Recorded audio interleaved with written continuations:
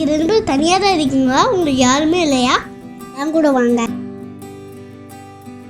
நான் வந்து உங்களை பத்திரமா பார்த்துக்கிறேன்.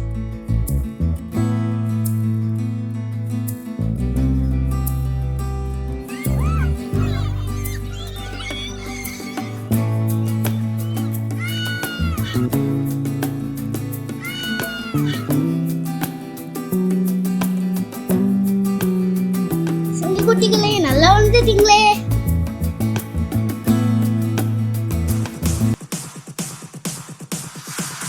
தனியா வந்து மாட்டிக்கிட்டு இந்த கொடுத்த ஆடு இன்னைக்கு நல்ல வேட்டை தான். பயந்துட்டேன்னு நினைச்சுங்களாடா?